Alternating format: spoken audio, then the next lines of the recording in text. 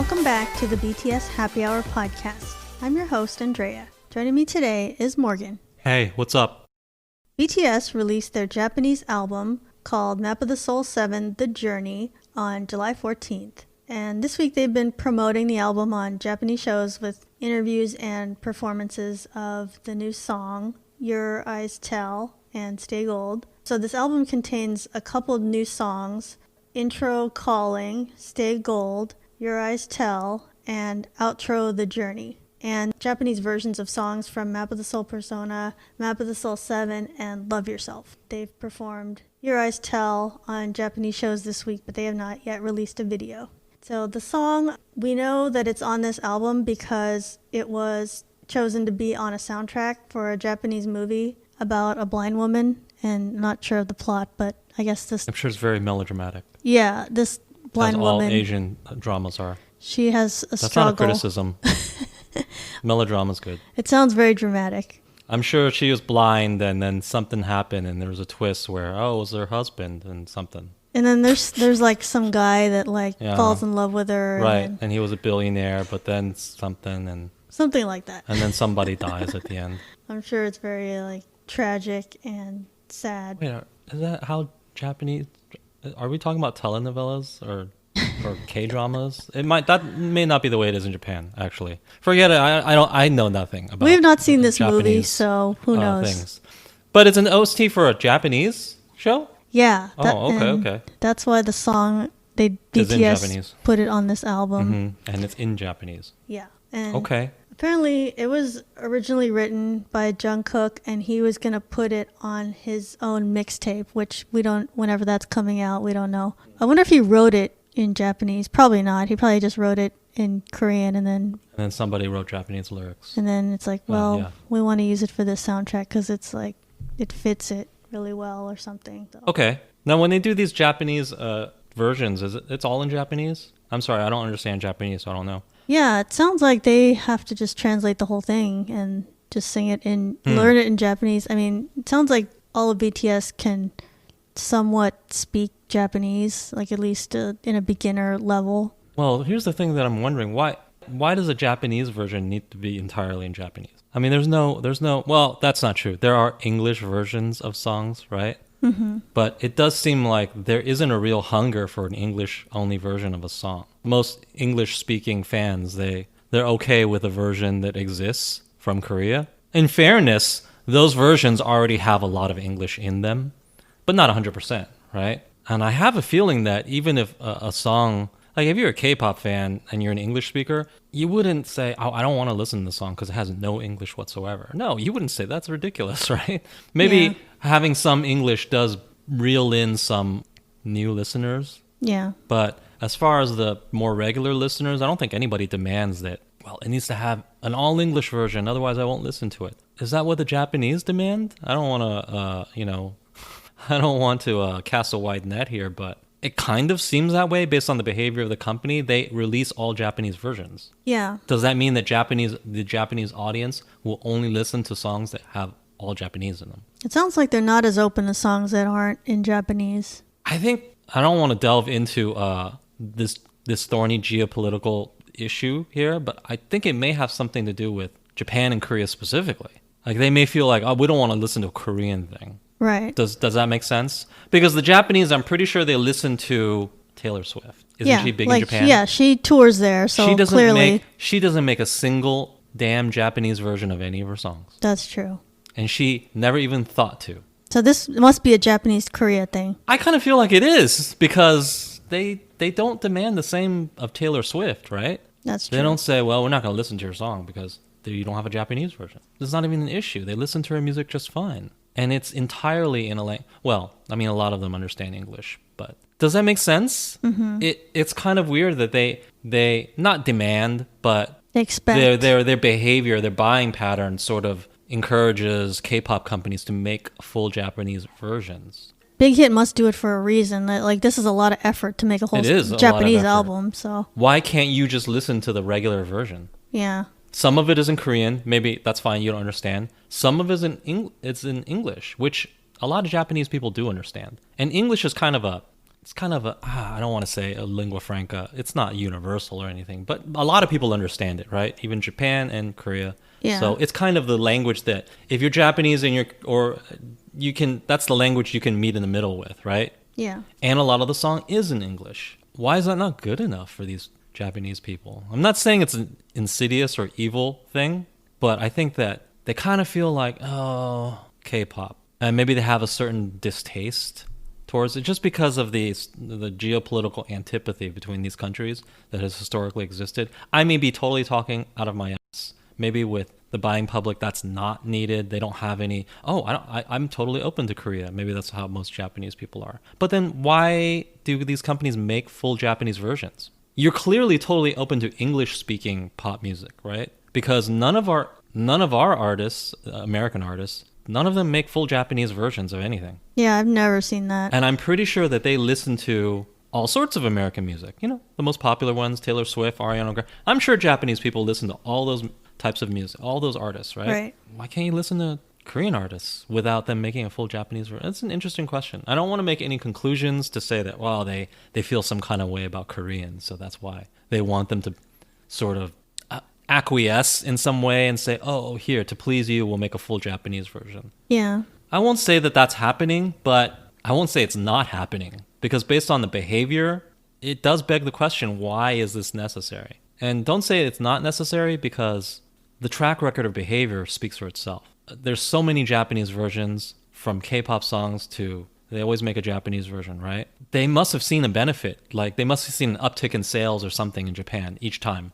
I don't know. Yeah, I mean, it must have to do with album sales because I'm sure they look at, well, how many Map of the Soul 7 did we sell in Japan? And right. Is it worth it to make it Japanese? They clearly think it's worth it. Clearly, the Japanese market does sort of demand it. But I think they only demanded of K-pop artists because I don't think they demanded of Taylor Swift. Yeah. Or maybe they do, and she just doesn't care to do it, or she doesn't want to like bother learning Japanese, right, or something. It's a lot of work to rewrite her song to Japanese, so she's just going to say, no, I'm not going to do that.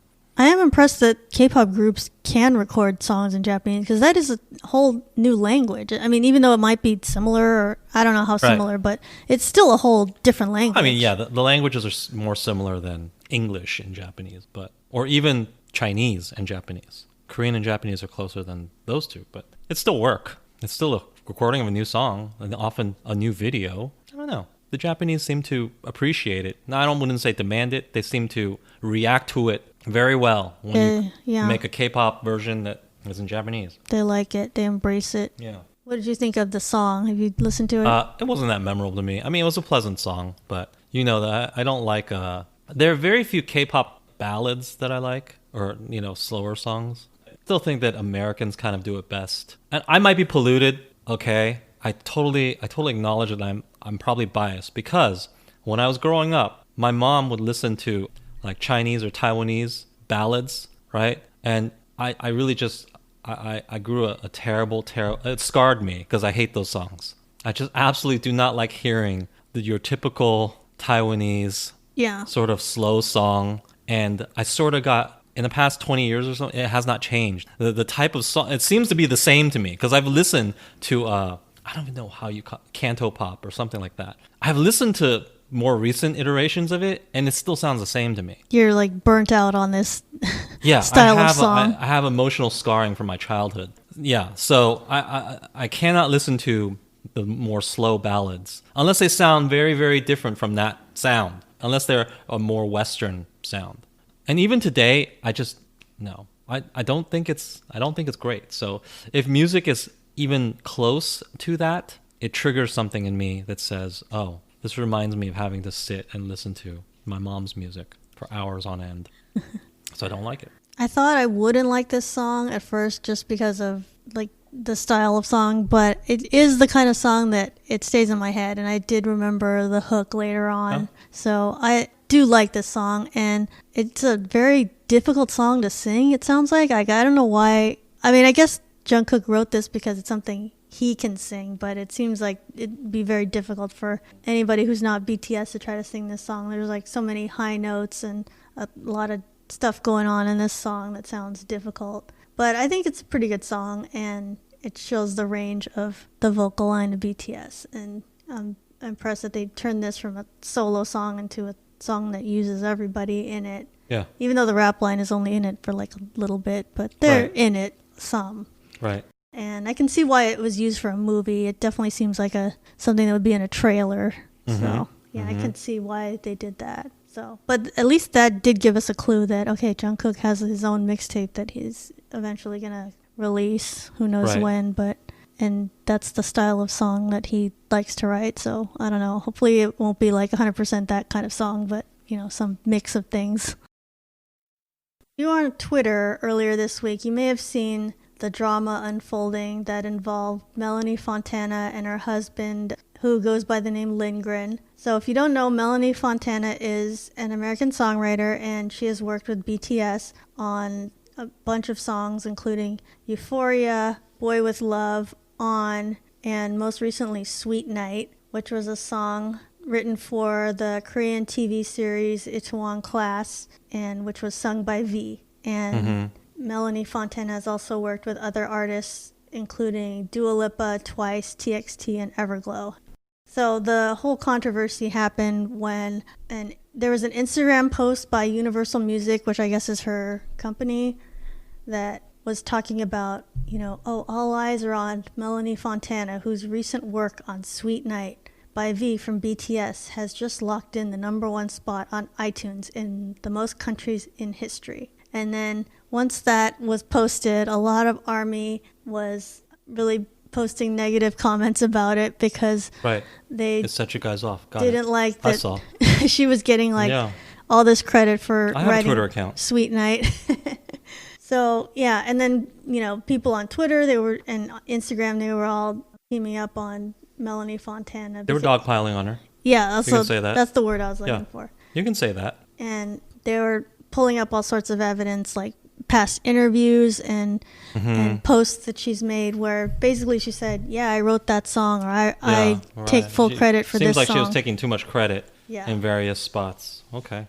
There's a lot of outrage about that, and so then Universal Music took down their post, which I don't know why they had to. I mean, who cares? It's just a post. Just don't have to. leave it there.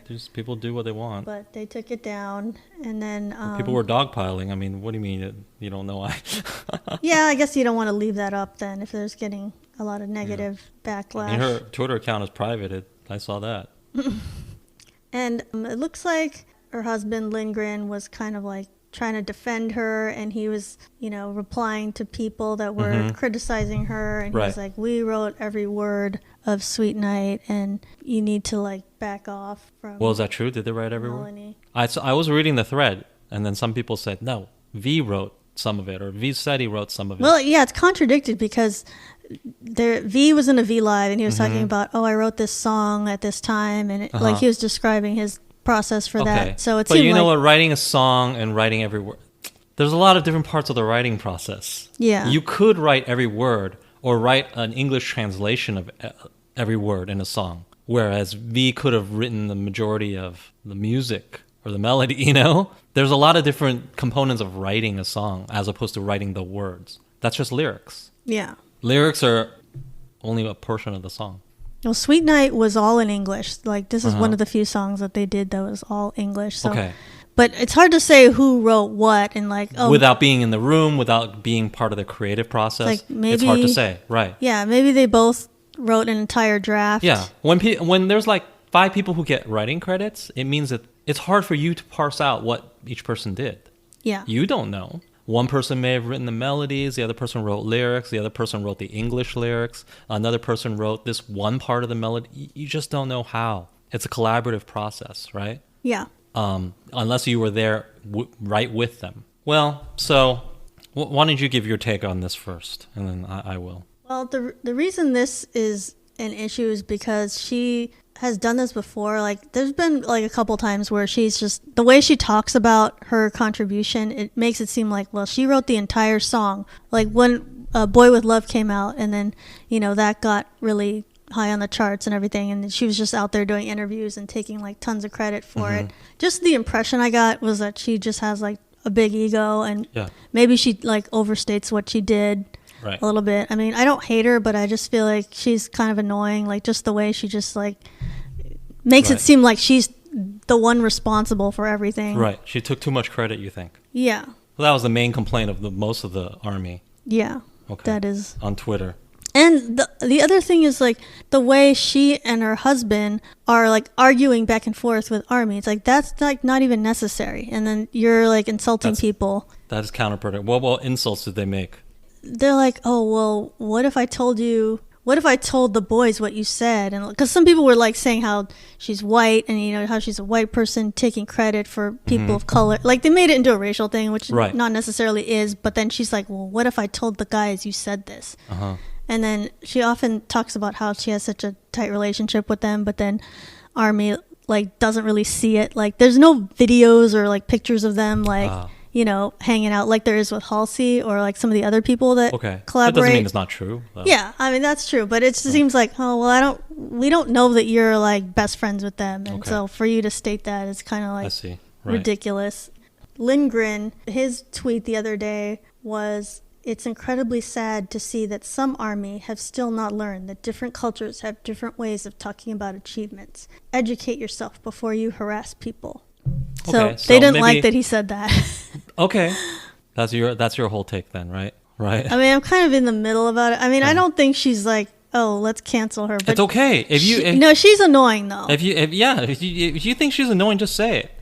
Did you harass her on Twitter? I bet you did. If I go check the BTS account, does it have a bunch of harassment? I wouldn't even know because she privated her account. No, yeah, I didn't. Did you? I didn't type anything. Was it BTS Happy Hour part of the dog pile? I liked certain posts, but I didn't participate really. I was just liking is a small contribution to the dog pile, I guess, right? Okay, I'm not going to pretend like I'm totally educated in this because I just sort of clicked on some links that you sent me earlier. But I tried to research as much as I reasonably could, okay? So there were a couple big accounts. First of all, I find it really distasteful. There were a couple of people who were saying things like, well, what does a white person have to offer to whatever white people can't do? That's racist, and I don't appreciate it. I don't like that, okay? And people did say that to her. Yeah. But every single person gets, no matter what, gets the fringe, racist, really poisonous comments. So I'm not going to. That's not army. That's just a couple. Well, yeah, bad people. It's 2020. Everybody gets accused of being racist. So just because a person gets a few really poisonous comments like that, really unacceptable comments, that's not army's fault. That's just a couple people who are jerks. I read through one of the main threads. I think it's one of the main threads because it has like 90,000 likes and 50,000 shares or something. So I'm pretty sure it's one of the main threads, okay? One thing that caught my eye was, okay, so there are people accusing her of taking too much credit. And I looked at the actual screenshots of what she posted. And in one of the screenshots, it says something like, I wrote this whole song. I don't have to credit anything but my pen and my husband or whatever, right? And I said, whoa, that does sound like you think you're the bomb and you did everything. Be all, right? end all. But I clicked another screenshot that had more text and where it filled in more words and had more context. And she said, it was tough writing music and I only owe my career to my pen and my husband or something. It was a totally different message. Mm-hmm. One makes it sound like, oh, I take credit for the song. Another was specifically talking about her rise and her struggle as a songwriter. So I kind of feel like somebody might be redacting certain things and presenting, cutting off certain words and presenting. I mean, anytime I see screenshots, I'm suspicious, okay? If I don't see the actual Twitter post from that person, I don't know that they posted it, right? And if I see two different versions, I'm immediately suspicious. And if you show me different versions, I think you're trying to mislead me. You're trying to manipulate me. And I'm immediately very distrustful of your position. I'm inclined to say, well, she probably always did have a more measured... Now, she probably did pump herself up. She tried to pump herself up. But hey, you know what? This is a rough industry, and it involves self-promotion, guys. That's part of your business, right? You got to self-promote. So can people talk about themselves and say, yay, I've got a number one? When they say I, do they have to mention the 6 other people every single time? No. As long as they acknowledge that, yeah, you're only one of the songwriters, right? Do they have to say, I wrote this part of the song? No. I do think she's under more scrutiny just because people already don't like her. So, yeah. Like, everything she says has to be perfect. And you know what? This is this is normal. It's very rare that a song or even a movie, like movie scripts are this way too. Multiple people have a hand in it. Do we ever know exactly, well, this person wrote this part, that person wrote that part? No, they don't tell you that. But they all get a writer's credit, right? Yeah. It's not important for you to know. And here's the other thing that I would caution you before you run out and like try to dogpile on her. Here's the other thing I would caution you. You don't know what the creative process was like. So we don't know for sure what this person contributed, et cetera, et cetera. That's all kind of, we don't know, right? But here's where I say the proof is in the pudding. Look at, she's been working with K-pop artists for a while now, hasn't she? She's written songs for Twice. She wrote songs for Everglow. I think she helped TXT. write Bon Bon Chocolat, right? Mm-hmm. TXT. She's worked for multiple K-pop companies, multiple artists in K-pop over a period of maybe 4 years, right? She's even worked with BTS on different albums, right? Yeah. Well, ask yourself these two things. If her behavior was offensive and problematic, do you think that BTS and Big Hit would want to work with her again and again? And if they, ask yourself, right? And if you say, well, those two events were very close together. Okay, fine. We'll see if they ever work with her in the future. If they work with her in the future, then definitely they didn't see a problem with her behavior, either on Twitter or anywhere, right? They clearly think that, okay, she's fine in our minds. In our book, she's an okay person and she has talent and we want to work with her. Actions speak louder than words. If Big Hit is working with her, if V feels okay working with her, then obviously they are not offended. They don't think her behavior was at all problematic. Probably they think that, yeah, she did have a big role to play. And we don't have a problem with her saying my song or, saying I'm proud of this hit or anything like that. They don't have a problem with it, right? Yeah. And also ask yourself this. A songwriter is, they don't have like employment. They don't have like a 10-year contract. It's just, it's like song to song. Song to song. If we like working with you, then we'll hire you for the next one and the next one and the next one. Is it a good idea for a person like that to anger the companies and the artists that they have been working with? No, it's probably not, right? And you can say, well, it's not a good idea, but maybe she's just a dumb woman and she angers them anyway. Let's wait and see, though. If they ever work together again in the future, we'll know the answer, though, right? We'll know that V wasn't angry. Big Hit wasn't angry. And that will kind of tell the story that she was right. And when she says some things like, I saw her say some things, she had like an Instagram post, a video where she says something like, V doesn't need your protection, something like that. You don't know him. You don't know our creative process or something like that, right? Yeah. And then people got really angry about that. People didn't like that. They didn't video. like that because when you're in Army, you just feel like, oh, I do know them. But it's like, don't tell me what to think. I know you feel that way, and I know you emotionally, and no knock on that, all right? But here's a reality check. This woman did work with them. She was probably in the same room with them, working with them. You don't know them. And also, they're mega superstar, world superstars at this point, right? They don't need your protection. If they don't say anything about they have a problem with this woman's behavior, well, then they probably don't have a problem with it. They know what amount of credit that she should be allowed to take, right? I mean, I don't think Big Hit or V or anybody has that much of an issue with her. I think it's more the fans that dislike her. I think she should really avoid, hey, Army, you should think like this or that. Yes. I think that's just going to cause more conflict. I agree that she should not engage because it's not going to improve the situation at all. It's not going to improve matters. Let's put it that way. So she should just ignore it. Well, especially if she's going to take that kind of a tone of I'm telling you this. If she was like, hey guys, I just, like working with BTS and I'm just trying to show my appreciation and True. Acted more humble. She has a more combative tone. It would be okay. Right. She's not, from what I could gather, she is not a humble person. That is definitely true. But you know what? Also, there are people in this world that are not humble. But people who are not humble are also not always in the wrong. Sometimes a jerk is unfortunately in the right. That's the way I see it. So she probably should not engage with fans this way. Number one, because it doesn't do anyone any good. Number two, it doesn't change any minds.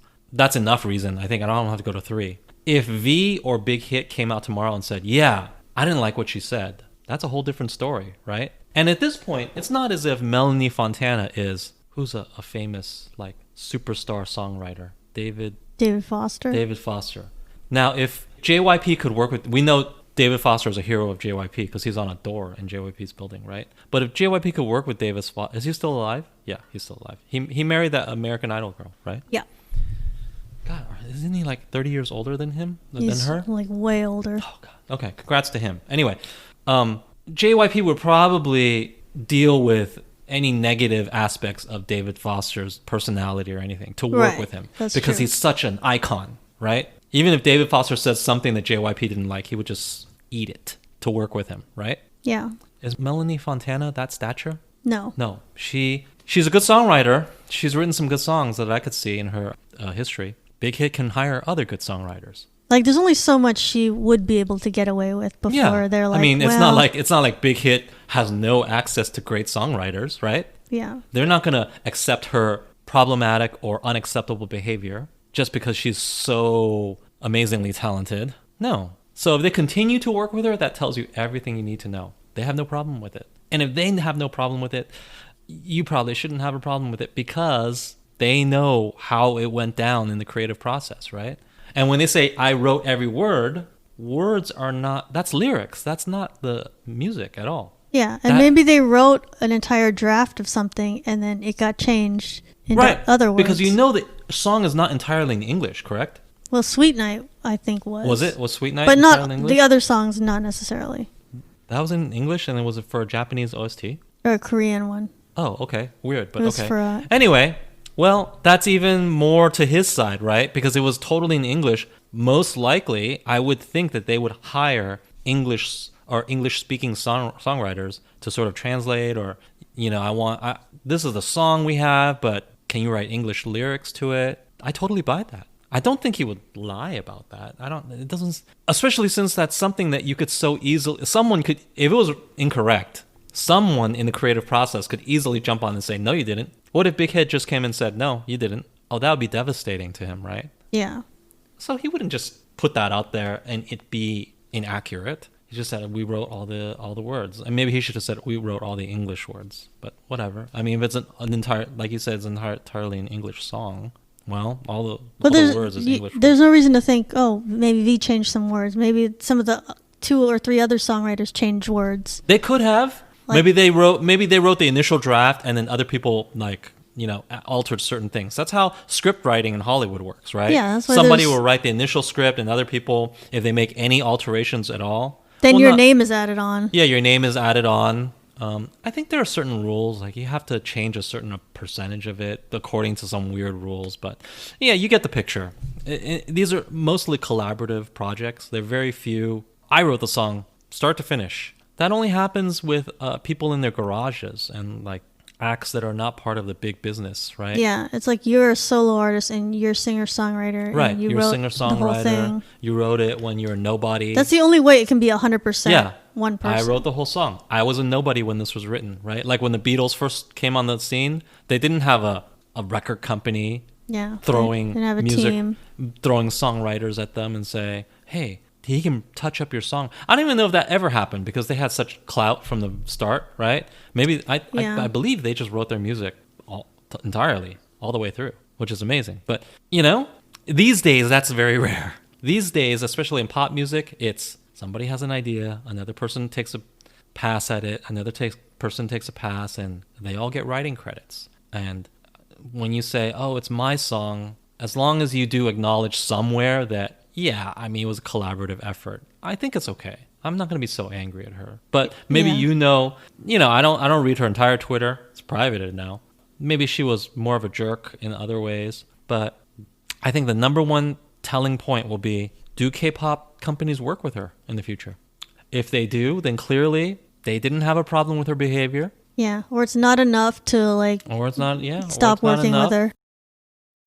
I have another story about TikTok, and apparently they're facing a lot of scrutiny from many countries, and in particular from Korea. It looks like they've deleted some accounts of Korean celebrities, and the company behind the app, ByteDance, has told Korean News that they don't know why the accounts were deleted.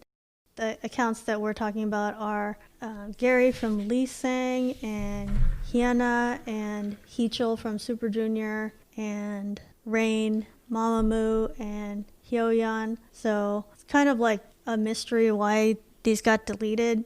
But some people wonder maybe it's like a proactive thing from the companies of these people. And maybe they just didn't say anything like, oh, we're deleting this because we're worried about TikTok and China and security issues. But since no one's saying anything, there's all sorts of speculation on what's going on. Yeah, the company doesn't know why they were deleted. So are they saying the company did not delete them? Are they saying the people deleted them? The person from TikTok said, well, that might be those celebrities' companies did it and just didn't say anything. But the fans are the ones that are finding out that, oh, these aren't available anymore. Did TikTok delete them? And they're just kind of assuming. Well, we don't know that TikTok deleted them. Maybe the people deleted them. Yeah, we don't know which it is. Right. Because no one's saying. You know, I'm not going to speculate. I don't know. I don't trust TikTok, obviously, because it's owned by China.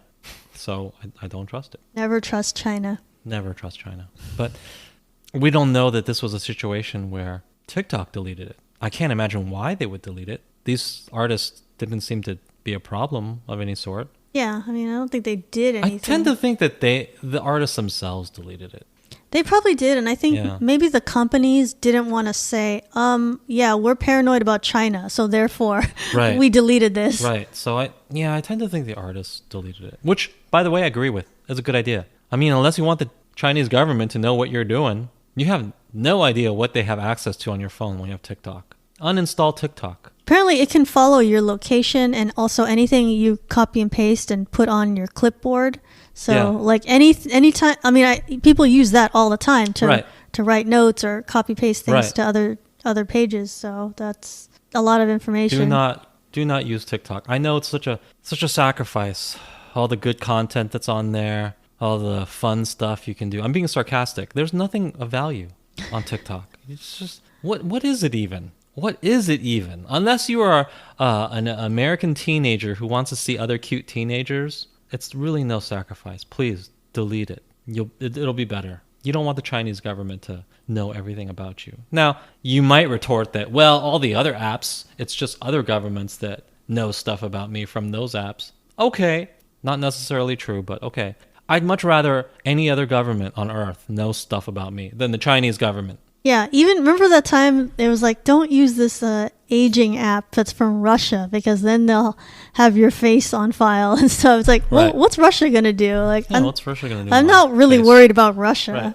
It's very different. Like, China's doing all sorts of things, so you can't trust them. And I think the issue is that Korea hasn't banned TikTok. Like, there's other countries that have banned it, but Korea has not banned it. So it's if your account is deleted, then maybe the company did it and they don't really want to say anything because they don't have the law to hide behind. They're like, oh, since it was banned in Korea, we can't do it anymore. Like, they don't have that to say. Yeah. So I don't know what happened here. We don't know that TikTok banned it. We don't know that the other people just deleted it and didn't say anything. I'm gonna guess that the artists themselves deleted it. And why would they say something? You don't just want to come out and say, yeah, I hate China. I think they're doing something to me. That isn't good. Even though, like, okay, we all know China's up to stuff. Yeah. So, but you don't want to be the one to be like pointing fingers. But for those of you listening, delete your TikTok. Good idea. Billboard has rocked the music industry on Monday when it announced it will no longer count merchandise and ticket bundles on the Billboard 200, Hot 100, and the other album and song charts. So that sounds like kind of a big deal because then those things don't count. Anything sold under those conditions isn't going to count towards their big charts when everybody looks at the Billboard 200 and Hot 100. So what they've eliminated counting was albums that are bundled with merchandise or albums that are bundled with concert tickets. So that doesn't count anymore. So it has to be albums that are baked into the cost of a ticket or merchandise bundle with an undisclosed... You can't bundle and have a sale count. Yeah, it has to be like separate transactions. Yeah, that's obvious what they're saying, basically. Yeah. So they're going to require it to be all separate, and they want to reflect like the true intent of people who are buying albums. So it's like, oh, it makes sense. You're buying an album, then you're getting an album, and like that's it. We're not trying to count you buying all this stuff, and an album is part of it. So this I don't know how much it'll affect artists because there's a lot of artists that were at the top and they use bundles, but that doesn't mean that, automatically they're going to drop in sales. Like maybe that helped them, but maybe it didn't, and we'll see in the future. I just don't think it matters. I think we're 5 years away from people just not caring about album sales. Who buys? Just ask yourself, have you or anyone you know bought an album? And you might say yes. Well, this is a K-pop pod. So K-pop people will say yes often, right? They'll say, yeah, we buy albums. But all of those album purchases, you don't use those albums to listen to the music. They were just to support the artist, right? The same thing could have been done on Patreon or just a direct donation of some sort, right? Or they could have sold merchandise. What's the difference, right? The idea of album sales, I think it's so antiquated. We're measuring people's success by album sales still. I just don't think that that's proper anymore. I think Billboard itself is like almost out of date. Yeah, I just don't think that's proper anymore. I think you should measure listening, for sure. Listening, right? Streaming. Listening, streaming is listening. Concert sales, right? And you might say, well, if you don't tour, then you don't get concert sales. Well, that's your fault. Then you should tour. So I just think it's so antiquated.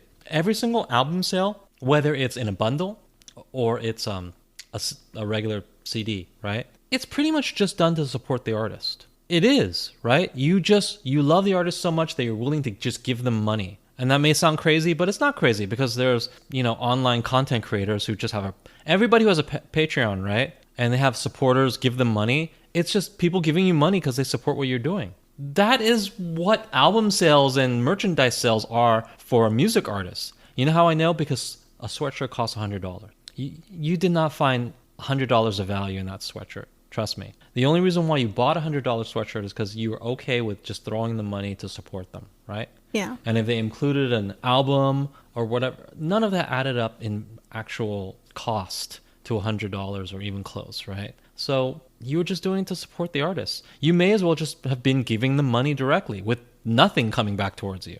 I'm sure there's tons of people who would just do that. And you know what? They should just do that. This idea that we have to hide behind or we have to pretend that people are getting a thing, there's no need anymore. There's no need. They don't get anything. They just want to support their artist. What about the people who buy 10 Twice albums? I bet you anything, when they were listening to Twice music, they were listening off Spotify. They probably were. They bought it to support Twice, right? Or it's fill in your favorite K-pop act, right? So the idea that bundling is wrong, I don't think so, because bundling is just another way for people to just say, here's some money, I support this act. I don't think it's wrong. I think sometimes you even get a deal, like you get a bunch of stuff for less than if you paid the things all separate. Well, no, yes and no. I mean, the cost-wise, you're still like buying an exorbitantly priced sweatshirt or t-shirt, right? And then they just throw in an album, which is what? You've seen what a recordable, rewritable CD costs. It's like 50 cents. That's true. Right? So that was 50 cents. The cost is nothing. It's just a measure. It's a measure of how much people support you, right? But measuring album sales as an indicator of how much people support you is antiquated. I think it's far more effective to just say, here's how many streams, here's how many concert tickets they've sold, right? And also, they should just convert to almost like a Patreon or something.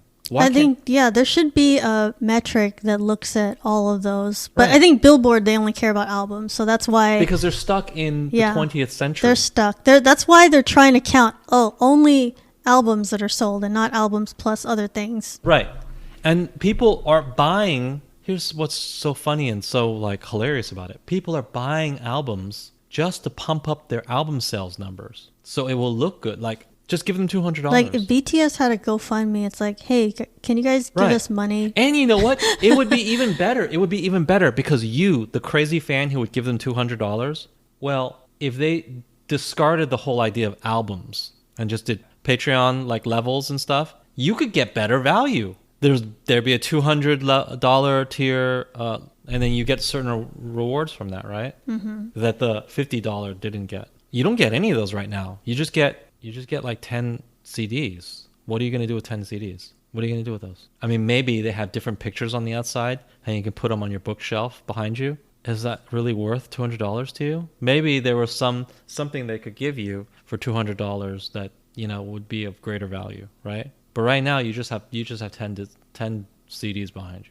Yeah, that's the model of K-pop. They have like 4 versions of an album, and they all have a little different design or different photo cards and different photo book. And that's how they get you to buy more than one album. And I understand why they still they adhere to that, because album sales still means something. They still put you in the conversation. They still put you at the forefront of stuff, right? But it's 20th century thinking. What matters is how many people support you and how dedicated those fans are, right? How much money they'll spend on you. I think a Patreon system where there's tiers of spending and there's tiers of rewards would reflect your support a lot more accurately in 2020. How many $200 tier people do you have? How many $100? Well, how many $50? How many $5? Right? You don't have to give them an album. What's the point of giving them an album? It's worthless. Give them something that they of actual value, something that they will find useful, that they'll cherish. The only reason why people still care about albums and album sales is because, I don't know, we just can't get away from this thinking that albums mean something. They don't mean anything. When was the last time you popped in a CD and listened to it? Probably more than a decade ago. I don't remember the last time I popped in a CD and listened to it. I can't remember. A long time ago. If you buy a CD, people might say, oh, bundles are wrong because you didn't really want the CD. You just wanted the sweatshirt, and the CD was just included. Hey, the people who bought the CD didn't want the CD. No, they wanted to support their artists and improve their album sales. Don't tell me they listened to it. No way. Now, some people might argue, well, the audio quality is a little bit better. Don't lie to me. You didn't listen to the CD because it's a hassle. It's way easier for you to fire up YouTube, fire up Spotify, and just listen to that song, right? We've gotten bundles from buying Taylor Swift VIP tickets, and it's like, we just got it. You haven't listened to those CDs a single time. Yeah, we got it for the tickets. We didn't get it for the albums. Yeah. It's just like, oh, okay, I guess that comes with it, whatever. Well, I mean, that is an argument against bundles because that was bundled, right? Yeah, that was bundled. But I would say that the people who bought it outside of a bundle, who just bought the CD, they also don't listen to the CD. Probably not. I mean, contact us if you're one of those people who actually listens to the CD. Most people seem to use like iTunes or Spotify. Of course, it's just logical, right? Or even YouTube. The sound quality on YouTube is just fine. Bandwidth is so cheap these days. You get high quality music at the touch of a button. No, I think these rules are dumb. Maybe these changes sort of in a minor way, they more accurately reflect, the album sales or whatever. Pure album sales. Album sales themselves are antiquated, is what I'm trying to say. There's some metrics that do that. They look at a couple different things, not just album sales. But I guess Billboard, because they're Billboard, that's what they look at. That's what they look at, because that's just what they're built on, right? We should just ignore Billboard. Yeah. Ignore them. They're not that relevant. No, they're not. They're not relevant. Well, I wouldn't say they're not relevant, because people still, they care. The goal initially was to measure who is the most popular, who is, selling, making the most money, right? Album sales just don't reflect that anymore. So we need to leave it. Well, I'm just wondering why Billboard decided to change the rules. Because, usually companies don't do stuff because, hey, we want to be more accurate, I wouldn't even speculate on that. Because here's who got a lot of assistance from bundles in 2020 that got to, number 1. Lady Gaga, Kenny Chesney, Justin Bieber, Ariana Grande, Nicki Minaj, The Weeknd. It's like, are they going to suffer then because of this change in rules? Because no, I don't think they will. They're popular. They'll still be popular. I don't know why they change it. Well, it just seems weird that Billboard would do this if it would hurt some of the big artists. Wouldn't their incentive be to prop them up? I don't think it hurts them because it hurts everybody. I think everybody uses bundling. Seems like everybody except BTS. Oh, maybe. Well, I don't think they did it to help BTS. If that's what you're saying. No, I don't think so. But it's just a change that they figure makes sense because it more accurately reflects album sales. Maybe it just makes it easier for them. It's like, let's just calculate one number and that's that. And maybe there's still people at Billboard who believe in the sanctity of album sales still. And bundles just sort of cut away at that sanctity, right? Yeah. But I'm here to tell you that none of it means anything. We don't need to look at album sales at all. They're irrelevant. Billboard is irrelevant. We don't buy albums anymore. That's not the way we consume music. They just have to accept that. On July 14th, KQ Entertainment released a teaser image for Ateez group comeback, and one member, Hongjoong's braided hairstyle had sparked criticism and conversation about cultural appropriation. So if you look at the picture that they released, it looked like the member has, like, his hair's dyed blue, but it's in cornrows. So some people said that that's cultural appropriation. And the label said, from the images released on July 14th, Ateez member Hongjoong's hair in the image was styled considering the concept of the song without any other intended purpose. Therefore, Ateez and KQ Entertainment had no intention to commercialize or depreciate other cultures at all. So they said they would try to review and check historical backgrounds, characteristics, and cultures in the production process for the future. So they kind of apologized for that, and I guess I don't know how many complaints they got or how much people talked about it, but I guess there was some backlash on that picture that was released. Right. And I don't know if that counts as like blue cornrows. Like, I don't know of any culture that did that before. Well, I mean, it seems like we're going to have one of these every week, so I don't have much to say about it. First, obviously, I mean, his hair is blue. I don't know how much this is appropriating anybody. I've already said that I don't think that anybody owns hairstyles. I will add some context in that some people have said that, well, it is appropriation when it's an oppressive culture appropriating something from a culture they've oppressed, right? That's not fair. And I could kind of see that, but that's where this falls apart. Has Korea oppressed any culture that wears braids? Have they? Not that I know of. No, they're entirely separate from all of the historical messiness, let's say, that has existed in the United States. They have nothing to do with it. So if appropriation requires an oppressor appropriating culture from an oppressed, then already you admitted that K-pop has nothing to do with that. They're not. They're totally separate from all of that, right? They're just glomming on to things that they think look good. And I've already established my point of view that you don't own hairstyles. They just think a hairstyle looks good. You don't own it, so they can do it. I think that they have that right. Now, if they want to change it for the future, whatever, that's fine too. They just don't want to trouble themselves with it, and they just want to change it. I support that. If it satisfies certain fans and they want to do it, then go ahead. But I do not think that they were appropriating any sort of culture. So I have a bone to pick with people that complain about cultural appropriation from Korean artists, because they have no part to play in the impression of marginalized cultures, correct? So therefore, by definition, they cannot appropriate them. They are just whatever you want to say. They're either honoring them or copying them or whatever, but it's not appropriation, right? Right. They're inspired by it. Right. Just like when I ask you, well, isn't it appropriation when so-and-so ethnicity does something that white people have done for hundreds of years? You say, that's not appropriation because we haven't oppressed them. Well, then my question to you is, when has Korea oppressed you? Yeah, that's why no one ever says, like, the Williams sisters are culturally appropriating tennis. Yeah, like that's a quote-unquote white sport or whatever you want to call it, right? No, they're not appropriating it. I just feel like you only have a case for cultural appropriation if it's like, well, we only wear this ceremonial outfit for funerals, and therefore if you're just wearing it as fashion in a K-pop music video, then that's disrespectful. Like, it has to be really specific, and it's like, we only use this for this type of sacred event. Like, if it's just fashion, if it's just like casual fashion, like that anybody would wear, then I really don't think that's cultural appropriation. That's just, okay, it's trending. It's like people like it and they want to do the same thing. Well, anyway, I'm done talking about it, at least until next week, when probably the same thing will pop up again.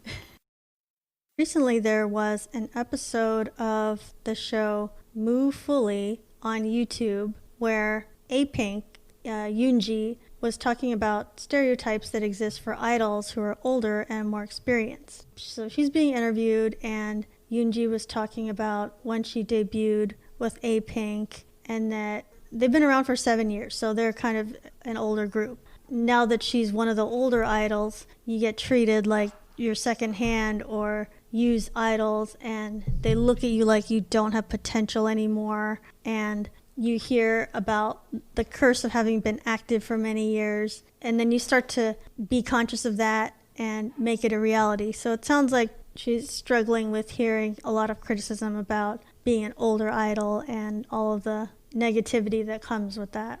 Maybe perceived, I don't know if it's like intentional or not, about the older idols. And I can kind of understand that because it seems like the whole industry is built on youth and being youthful and being fresh, and Right. you know, you have to be a group that is successful right away. Otherwise, it's like, well, you guys, you aren't any good, and your company will like ditch you. So I could see how there'd be like tons of pressure on people, and I guess I would be kind of worried too if I was in like later years and you weren't like one of the like, you know, top 5 artists or whatever, top groups. Right. That would be something to be worried about. Well, I totally understand what she's saying, and it is odd that you could be considered wash up at 26. Let's keep in mind that Ariana Grande is 27 years old. Right. Right? She's considered the fresh new artist, basically. Yeah, she's still considered. Well, maybe not the fresh new artist, but she's still considered very young. She's considered right? at the top. So, I mean, things are obviously different, K-pop versus North America. But theoretically, these artists have a lot more to give. I'm not going to be one of these people that just says, oh, we shouldn't age people out. At no age are you... No, I mean, it is a free market, right? People want to see fresh faces and things like that, right? Like I don't support Madonna making music still, right? But that's an extreme example. I mean, she's obviously much, much older. I don't think at 26 you're at the level of Madonna, right? You might say, well, do we want to look at women who are not, you know, as attractive as they used to be? It's like, oh, come on, at 26 they're as attractive as they ever were, right? I could understand if you were talking about, as older and older, right? But I don't think that's the issue. I think the issue is more, and I'm going to draw a comparison to the NFL and Major League Baseball. Young people are cheaper and valuable. They're a competitive advantage in both the NFL and Major League Baseball, right? You can get really good productivity out of them, and you don't have to pay them much on their first contract. K-pop has something similar where their first contract is about 7 years, right? I think that's a maximum these days. Yeah. I'm sure that they're not paid that much in that 7 years. On their second contract, though, hey, if they're big superstars, maybe they can negotiate for more. But is it easier just to create a new act? Just like, is it easier for me to just start playing a younger player? Yeah, sometimes it is easier Yeah. to just... Is it easier and cheaper? Oftentimes, yes. In fact, sometimes in the NFL and in Major League Baseball, well, really just the NFL that I'm thinking of. Because in Major League, there's no salary cap. But people won't want to, even if you're the greatest, if you're on your second contract and you make too much money, it's still harmful. Even if, you did nothing wrong. You are as awesome as you're billed to be. You're so awesome, but you just make too much money. You're not profitable. As profitable as somebody who's not quite as good as you, but a lot cheaper than you, right? Those are calculations that people have to make in those sports, right? In basketball, not so much. The reason why I didn't mention basketball is because star basketball players are underpaid. They have a certain structure. I won't go into it, but their superstars are underpaid. There's a cap on what they get paid. It's similar. Why would I negotiate a second contract with, let's say, Blackpink, where they get paid what they deserve to get paid, as opposed to just create a new one? And especially in K-pop, where they have this sort of, this turnstile, this factory system where the next person up is, right, they have the next person up, right? They have a farm system. So part of it, I think, is that. I think it's just, it makes economic sense for them to just, if it's your second contract, if you're past that 7 year, it makes more sense for us to just develop new acts. I think it's just the nature of K-pop companies. Yeah. I think that, yes, there are people who they want to see new faces and they want to see the youngest possible faces, but I don't think that's the biggest part of it because, like we've said, when you're 26, you're still young. It's not like, you're 26, you're not even attractive anymore. We don't want to look at you. Maybe for some people that's true, but I think for a vast majority of people, that's not the case. It only makes sense to continue paying if this person is developed into a superstar, like BTS. Big Hit's not going to get rid of BTS because, their 7 years are up, right? In fact, their 7 years were up. They all probably renewed behind the scenes, right? Mm-hmm. Yeah, they're not going to just discard them because, it's easier just to get new talent. But for a lot of these sort of, other level groups, mid-range to above average, well, why not just develop a new group? It's cheaper. Well, I think if you're the artist, you're going to be worried about that. And I think what you need to do is think beyond the company. Like, your company might drop you. You need to really have that in mind for the future. So, and if that happens, then make sure you have other skill sets so you can move past that. Because you don't want that to be the end of your career. Like, if you love music, you should, know how to write songs, know how to produce songs, know how to all these other things that are skills in the industry. That's true. So that maybe you can go solo, or maybe you can join some other company, or maybe you could, try Absolutely. in Japan or America, or, try to make it somewhere else. Cause where other places don't really care about your age, if you're just good, you're good, then you could be able to make a career someplace else. So I think it's just like with any other job. It's make sure you just have so many skills that you can make it and make a paycheck somewhere else. If in the case that your company does let you go. If you're only kind of a star, you're only, sort of successful at year 7, you're not going to be the next BTS. You're not going to be the next Twice, right? So obviously they're going to invest in other acts that could potentially reach that level. And reach that level while these people are under rookie contracts. In which case you get the most profitability. Because they're not getting paid as much as as they would past year 7, and you're reaping all the benefits as a company. It just makes sense. So I think that's what's going on here, and it is what it is. Yeah, it's a high pressure industry regardless. Thank you to our guest Morgan. You can find BTS Happy Hour on Apple Podcasts, Spotify, Google Play, Stitcher, Podbean, Castbox, iHeartRadio, and YouTube. New episodes weekly. Please comment, leave a review, or rate wherever you are listening to the podcast. Follow BTS Happy Hour on Twitter and Facebook. Until next time, this has been BTS Happy Hour. Thanks for listening, and remember, make every hour a happy one.